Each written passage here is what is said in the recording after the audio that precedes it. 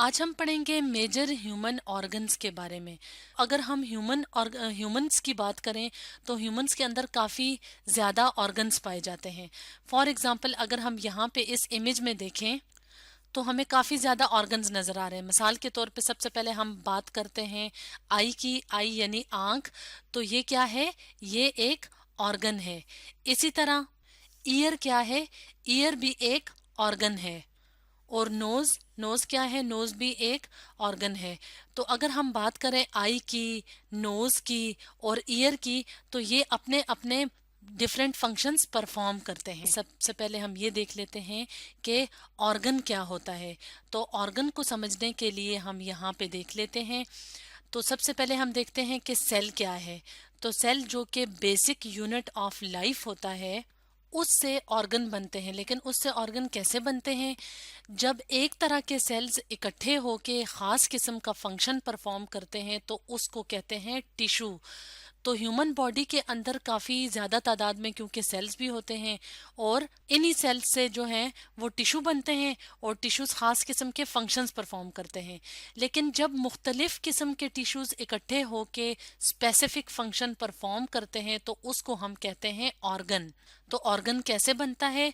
Organ बनता है मुख्तलिफ किस्म के टिश्यूज़ जब एग्रीगेट बनाते हैं, यानी जब इकट्ठे होते हैं और एक ख़ास किस्म का फंक्शन परफॉर्म करते हैं तो उसको कहते हैं ऑर्गन।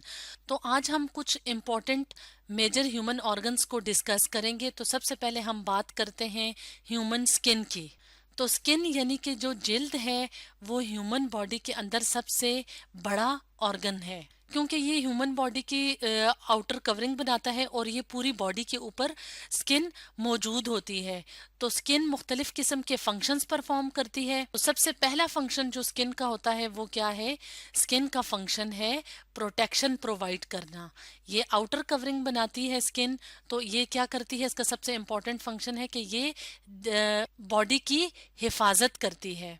इसके अलावा स्किन का जो बहुत इंपॉर्टेंट फंक्शन है वो ये है कि स्किन जो है वो ह्यूमन बॉडी को सेंसेशन प्रोवाइड करती है। सेंसेशन यानी हसासियत, यानी अगर हम किसी गर्म चीज़ को हाथ लगाएं, ठंडी चीज़ को हाथ लगाएं या कोई चीज़ हमें चुभे तो वो किसकी मदद से हमें एहसास होता है? वो होता है हमारी स्किन की मदद से। तो इस तरह से स्किन जो कि लार्जेस्ट ह्यूमन ऑर्गन है वो ह्यूमंस के लिए इम्पॉर्टेंट फंक्शंस परफॉर्म करती है। अब हम बात करते हैं कुछ इंटरनल ऑर्गन्स की, यानी जो ह्यूमन बॉडी के अंदर ऑर्गन्स पाए जाते हैं उनमें कुछ इंपॉर्टेंट ऑर्गन्स को डिस्कस करते हैं। तो सबसे पहले हम बात करते हैं लिवर की। तो लिवर हमारे एब्डोमिनल एरिया के ऊपर राइट साइड पे मौजूद होता है, यानी कि ये लोअर एब्डोमेन होता है, ये अपर पोर्शन होता है। तो ये अपर पोर्शन में राइट साइड पे दाएं तरफ मौजूद होता है। अब अगर हम लिवर के फंक्शन की बात करें तो लिवर क्या करता है? लिवर ब्लड को फिल्टर करता है। और कहाँ से जो ब्लड कहाँ से आता है? जो हमारे डाइजेस्टिव ट्रैक्ट से आता है, यानी डाइजेस्टिव सिस्टम से आने वाला जो ब्लड होता है उसको ये साफ करता है, फिल्टर करता है। और उसके बाद जब लिवर के अंदर जब ब्लड साफ हो जाता है, फिल्टर हो जाता है, तो उसके बाद ये वाला ब्लड पूरी बॉडी को सप्लाई होता है। तो इस तरह से लिवर ह्यूमन बॉडी के अंदर अपना इम्पॉर्टेंट फंक्शन यानी ब्लड फिल्ट्रेशन का फंक्शन परफॉर्म करता है। अब हम बात करते हैं एक और ऑर्गन की जो है इंटेस्टाइन। तो ह्यूमन बॉडी के अंदर इंटेस्टाइन एब्डोमिनल इस एरिया में मौजूद होती है, यानी स्टमक में, स्टमक और एनएस के दरमियान। और एनएस क्या है? डाइजेस्टिव ट्रैक्ट का लास्ट पार्ट होता है। तो इन दोनों पोर्शंस यानी स्टमक और एनएस के दरमियान इंटेस्टाइन्स मौजूद होती हैं। और इंटेस्टाइन कितने टाइप्स की होती हैं? दो टाइप्स की। एक को हम कहते हैं स्मॉल इंटेस्टाइन, ये वाली जो होती है ये होती है स्मॉल इंटेस्टाइन। और ये वाली जो हमें नज़र आ रही है इस डायग्राम में, ये क्या है? ये लार्ज इंटेस्टाइन है। तो स्मॉल और लार्ज इंटेस्टाइन के अपने अपने इम्पॉर्टेंट फंक्शंस होते हैं।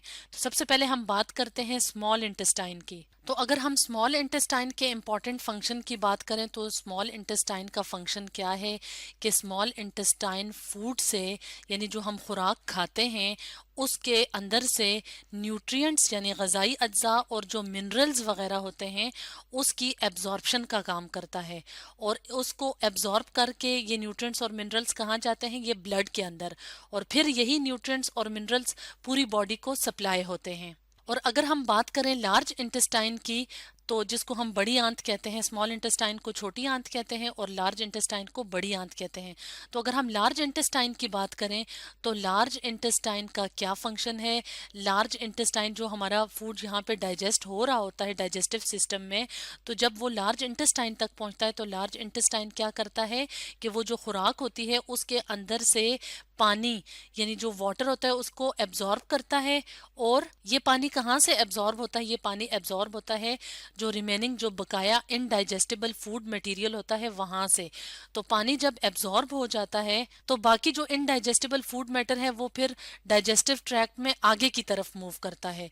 तो इस तरह से स्मॉल और लार्ज इंटेस्टाइन जो important internal organs of humans हैं वो अपने इम्पोर्टेंट फंक्शन परफॉर्म करते हैं।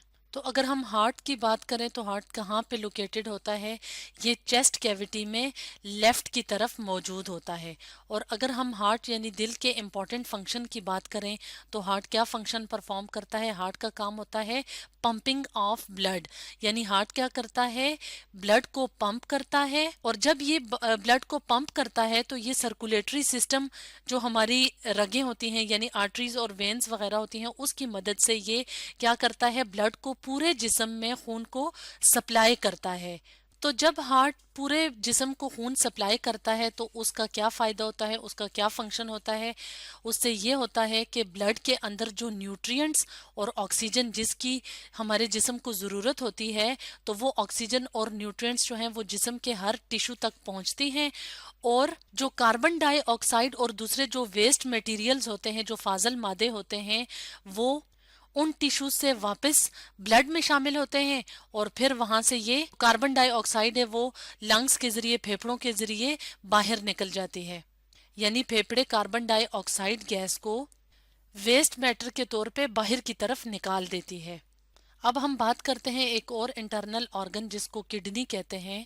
तो ह्यूमन के अंदर 2 किडनीज मौजूद होती हैं और किडनी की शेप क्या होती है? बीन शेप्ड होती हैं। तो ये बैक ऑफ एब्डोमिनल कैविटी में यहाँ पे मौजूद होती हैं। अब किडनीज का फंक्शन क्या है? किडनीज भी फिल्ट्रेशन का काम करती है, लेकिन ये किस चीज को फिल्टर करती हैं? ये ब्लड के अंदर से वेस्ट मटेरियल यानी जो फाजल मादा होता है उसकी फिल्ट्रेशन का काम करती हैं। अब हम बात करते हैं एक और ह्यूमन ऑर्गन की जो जिसे कहते हैं ब्रेन। और ब्रेन क्या है? ब्रेन बहुत इंपॉर्टेंट ह्यूमन बॉडी का ऑर्गन है जो कि कंट्रोल सेंटर है, जो कि बॉडी के अंदर जिस्म के अंदर होने वाली तमाम एक्टिविटीज को कंट्रोल करता है। यानी ये हमारे जो नर्वस सिस्टम या आसाबी निज़ाम है उसका कंट्रोल सेंटर है।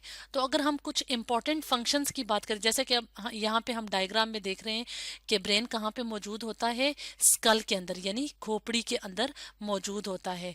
और ये क्या करता है? ये जिस्म के अंदर होने वाले तमाम जो एक्शंस हैं उसको कंट्रोल करता है। तो अगर हम कुछ इम्पॉर्टेंट फंक्शंस की बात करें ब्रेन की तो ये क्या करता है? जो मसल्स की मूवमेंट होती है उसको कंट्रोल करता है। इसके अलावा जो मेमोरी स्टोरेज का काम है वो भी ब्रेन करता है। इसके अलावा स्पीच प्रोडक्शन यानी जो हम बोलते हैं वो भी किसकी मदद से ये वाला फंक्शन परफॉर्म होता है? वो भी ब्रेन की मदद से होता है। अब हम बात करते हैं लंग्स की। और लंग्स क्या है? लंग्स भी ह्यूमन के इम्पॉर्टेंट ऑर्गन्स हैं और ये हमारी चेस्ट कैविटी में मौजूद होते हैं यानी अपर पोर्शन में मौजूद होते हैं चेस्ट कैविटी के। और ये क्या होते हैं? स्पॉन्ज लाइक होते हैं और कोन शेप्ड स्ट्रक्चर्स होते हैं। और अगर हम इनके इम्पॉर्टेंट फंक्शंस की बात करें तो सबसे इम्पॉर्टेंट फंक्शन तो ये है कि लंग्स की मदद से हम इनहेल और एक्सहेल करते हैं। यानी कि जो हवा अंदर आती है हम हवा को इनहेल करते हैं और जो हवा बाहर की तरफ खारिज होती है वो लंग्स की मदद से होती है। तो लंग्स जो हवा अंदर लेके आते हैं उनमें ऑक्सीजन मौजूद होती है। यानी जब हम सांस लेते हैं तो हम ऑक्सीजन अंदर की तरफ लेके आते हैं और वो लंग्स की मदद से होता है। और ऑक्सीजन क्या है? जो हमें जिंदा रहने के लिए बहुत इंपॉर्टेंट गैस है। तो वो लंग्स की मदद से अंदर जाती है तो क्या होता है कि जो इनहेल्ड एयर जो हवा होती है वहां से ऑक्सीजन शामिल हो जाती है ब्लड स्ट्रीम में यानी हमारे खून में। और खून में शामिल होके ये पूरे जिस्म के हर सेल और हर टिश्यू तक पहुंचती है। और उस टिश्यू और उन सेल से जो पूरे जिस्म में मौजूद होते हैं वहां से carbon dioxide as a waste matter दोबारा ब्लड में शामिल होके लंग्स तक पहुंचती है, और लंग्स फिर क्या करते हैं, इस कार्बन डाइऑक्साइड को बाहर की तरफ एक्सहेल करते हैं। तो ये तो थे कुछ इंपॉर्टेंट ह्यूमन ऑर्गन्स जो कि ह्यूमन बॉडी के अंदर मौजूद होते हैं। तो स्टूडेंट्स, आज हमने पढ़ा मेजर ह्यूमन ऑर्गन्स के बारे में।